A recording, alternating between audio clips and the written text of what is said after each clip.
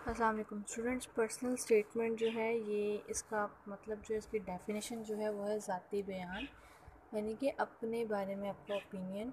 और एक वो पर्सनल स्टेटमेंट जो है होती है वो आपको देते हैं लिखने के लिए, और उसमें तकरीबन आपको 1.5 साइड होती है पेज की। एक साइड पूरी, एक पेज है उसकी एक साइड पूरी और अगली साइड उसकी हाफ, यानी 1.5 साइड होती है पेज की आपको लिखने के लिए। उसमें वो कहेंगे आपको 200 वर्ड्स में लिखें, तो पॉसिबल तो नहीं है कि हम 200 वर्ड्स काउंट करके लिखें, तो आप वर्ड्स आगे पीछे कर सकते हैं। अगर आपने इंग्लिश में लिखनी है तो आपकी इंग्लिश परफेक्ट होनी चाहिए, लेकिन अगर आपने उर्दू में लिखनी है तो Urdu is the best. Personal statement is actually a kind of essay, come statement in which you have to write your thinking or opinion in the shape of statement or kind of essay on given topic.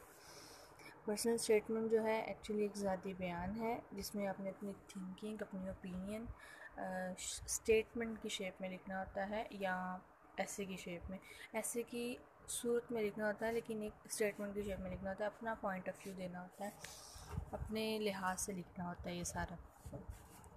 Personal statement आपने obviously अपने बारे में लिखनी है। वो कोई given topic देंगे तो आपने उन टॉपिक पे जो है ना लिखना है। उस टॉपिक को 2 to 3 लाइंस में डिस्क्राइब करना है, और इस तरह डिस्क्राइब करना है कि सबसे पहले आपने अपना इंट्रोडक्शन करवाना है। पर्सनल स्टेटमेंट की डेफिनेशन तो आपको ऑब्वियसली पता होगी, तो सबसे पहले आपने अपना इंट्रोडक्शन लिखना है, यानी कि अपना नाम ना भी लिखें, आप अपना लिखें कि मैं यहाँ का रहायशी हूँ, अपनी रेजिडेंसी लिखनी है, ठीक है। उसके बाद अपना फैमिली बैकग्राउंड लिखना है जो इतनी लाइन पे मुहित हो कि मेरे इतने बहन भाई हैं और मेरे वालिद ये करते हैं। बस सादा नहीं लिखना, सिर्फ फैमिली बैकग्राउंड के बारे में लिखना है, हम इतने बहन भाई हैं और सब पढ़ते हैं और मेरे वालिद का ये बिज़नेस है। एजुकेशनल बैकग्राउंड के बारे में आपने अपना लिखना है 2 to 3 लाइंस। उसमें आपने ये लिखना है कि मेरा स्टार्ट से ये ख्वाब था, यही कह लें कि मेरा स्टार्ट से ये ख्वाब नहीं था। मैं जब थोड़ा बड़ा हुआ तो मैंने यहाँ पे अपने मुल्क में जुल्म ज़्यादती की इंतहा देखी, फिर मैंने सोचा गरीब और अमीर में फ़र्क देखा। जब मैंने इस फ़र्क को पहचाना तो मैंने सोचा कि मैं बड़ा होकर ये बनूँगा, ला करूँगा। या इस मतलब किसी पेशे से आप स्टार्ट से किसी पेशे से नहीं आते कि हमने स्टार्ट से लायर का सोचा हुआ था, तो हमने जब बड़े हुए तो थोड़ा सा इंसान को जब शऊर आता है तो पता चलता है। तो आप ये लिख सकते हैं। उसके बाद एजुकेशन बैकग्राउंड में आपने ये लिखना है कि आपने जब आपने सोचा कि आपने ला करना है तो देन आपने आपकी जो थी हॉबीज़ उनमें क्या चेंजेस आए।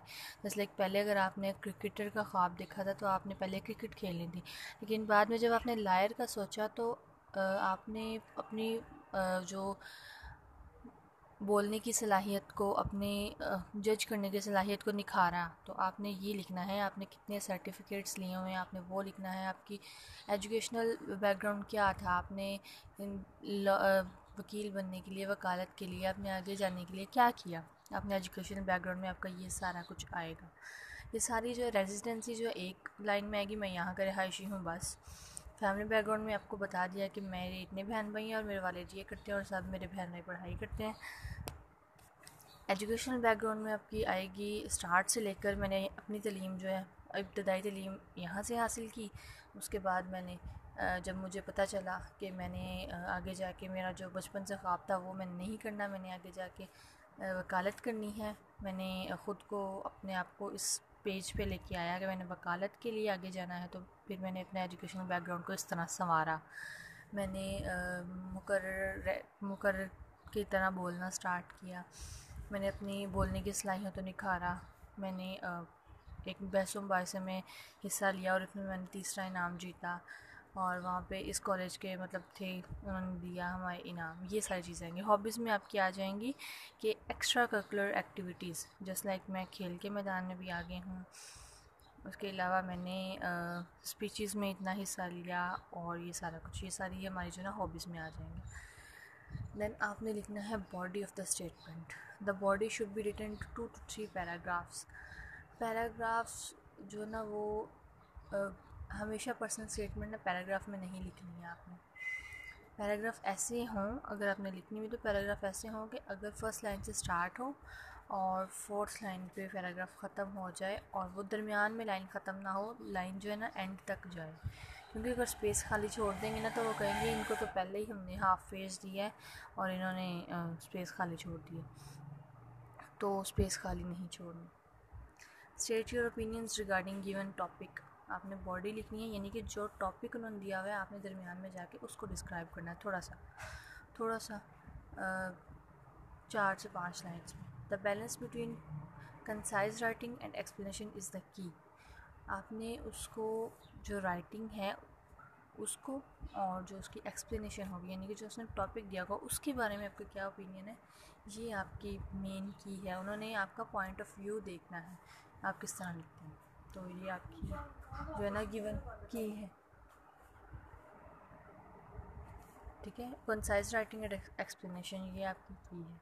बैलेंस है इसके दरम्यान, आपने इसको बैलेंस रखना है, बहुत ज़्यादा ओवर नहीं कर देना, बहुत ज़्यादा कम नहीं कर देना अपनी राइटिंग को। अगर मैं आपको बार बार कह रही हूँ, अगर आप उर्दू में लिखेंगे तो ज़्यादा बेहतर रहेगा, क्योंकि हमारी नेशनल लैंग्वेज उर्दू है, तो वो एक अच्छा इंप्रेशन पड़ता है। आपने इसमें पर्सनल स्टेटमेंट में कोई शेड नहीं लिखना, उसके अलावा इसमें कोई आपने वो नहीं लिखनी, कोटेशन नहीं लिखनी। इंग्लिश अगर आपकी बहुत बेस्ट है तो आप इंग्लिश में लिख सकते हैं, उसके अलावा आप इंग्लिश में नहीं लिखिएगा। उसके बाद हमने करना है कंक्लूजन लास्ट में।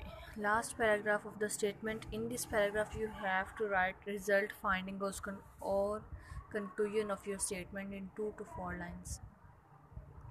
Right solution to problem. अच्छा, यहाँ पे लास्ट पैराग्राफ है और पैराग्राफ में आपने, मैं बार बार कह रही हूँ कि आपने लाइंस नहीं छोड़नी है, हाफ लाइन भी नहीं छोड़नी, क्योंकि वो इस तरह कहेंगे कि बच्चे ने सिर्फ लाइन ज़ाया की हुई हैं, बुरा इंप्रेशन पड़ता है। आपने इस तरह लिखना है कि लास्ट पे आफ्टर 5 years आपका क्या गोल है और आप क्या उसे अचीव कर पाएंगे। 5 साल बाद अपने आप को कहाँ देखेंगे। आपने जो अब से, जब आपको शऊर आया, आपने ऐसा कोई ख्वाब देखा वकालत का, तो आपका वो अब पूरा होगा या नहीं होगा, जो भी फाइंडिंग्स हैं। उसके बाद आपने जो उनको टॉपिक दिया होगा उसके बारे में आपने अपनी कंक्लूजन्स लिखनी है कि वो क्या होंगी। और उसके बाद उस जो प्रॉब्लम उन्होंने दी होगी कि इसके बारे में अपना ओपिनियन दे, उसका सलूशन अगर आप लिख सकते हैं, अगर कोई हो तो आप उसको डिस्क्राइब कर सकते हैं कि इसका सलूशन ये है। इस तरह आपने अपनी पर्सनल स्टेटमेंट लिखनी है, ठीक है। आप मुझे अपना कमेंट में अपने टॉपिक्स बता दें जिस पर अपनी पर्सनल स्टेटमेंट करनी है, मैं आपको करवा दूँगी। Thank you.